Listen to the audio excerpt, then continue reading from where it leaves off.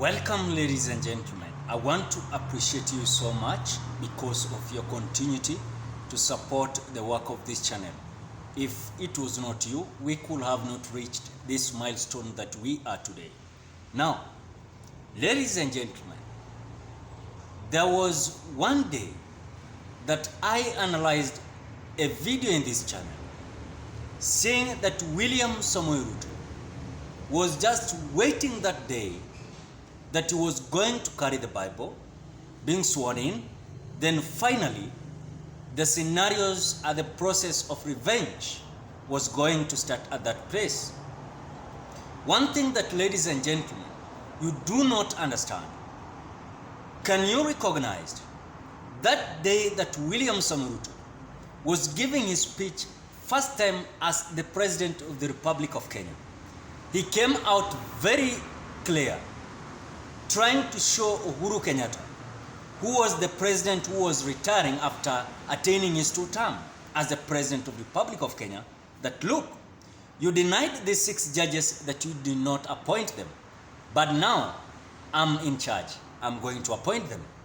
Because that was just a show in front of visitors that there are certain things that Uhuru Kenyatta did to deny certain individuals their rights when it comes to the service that they were to offer in the Republic of Kenya.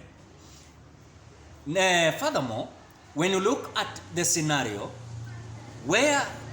do you remember where William Ruto, before he was elected as the President of the Republic of Kenya, there was a certain day that he was blocked not to travel abroad, not abroad, but rather it was to travel in Uganda.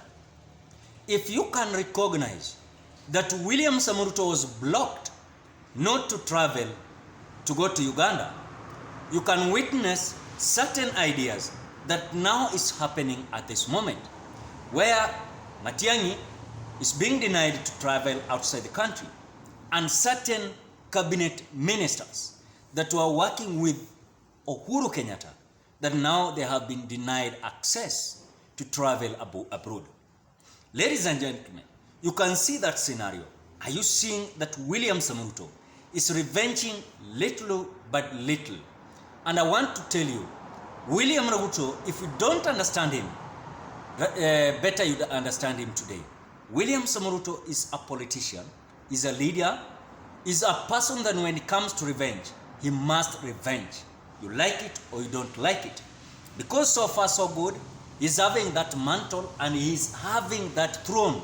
When it comes to the instrument of power, that man is going to do whatever he wants. Because after the revenge, he's going to ensure that he's going to destroy his enemy terribly. You do remember those who were in a front line to ensure that William Samoei Ruto was not going to travel to Uganda with the order that was coming from the President of the Republic of Kenya, by then that was Uhuru Kenyatta. Those were people like Matiang'i, Kibicho, and other brigades. Now, themselves, them as cabinet secretary that are retiring, they're willing to travel abroad. William Samoei Ruto with his government has come out to say, no, you are not traveling. We are denying you that access to travel abroad. According to my opinion, that is a revenge. And mark my words, William Samoei Ruto is going to torture these CSs that ensured that he was not going to travel to Uganda. That is number 2. Number 3, do you remember when Miguna was denied access to come back to Kenya because of certain issues? But this question I want to ask you, simple question. Who are these people that denied Miguna not to come back to Kenya? It is Uhuru Kenyatta and William Ruto himself.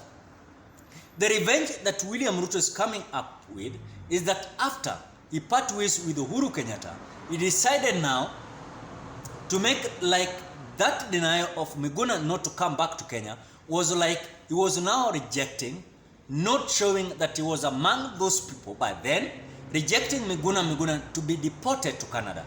The truth of the matter is, after of course after William Ruto, of course, depart ways with Uhuru Kenyatta, of course, William Ruto decided to show an interest that he was together fighting with Miguna, that he must come back to Kenya.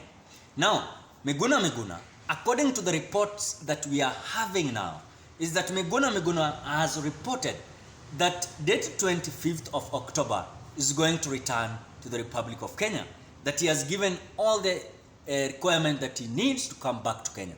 Are you seeing that is like a revenge? Because Uhuru Kenyatta and his government and administration, they denied Miguna to have access back to Kenya. So ladies and gentlemen, this is just a bit, little by bit, until you will see what William Ruto is going to do.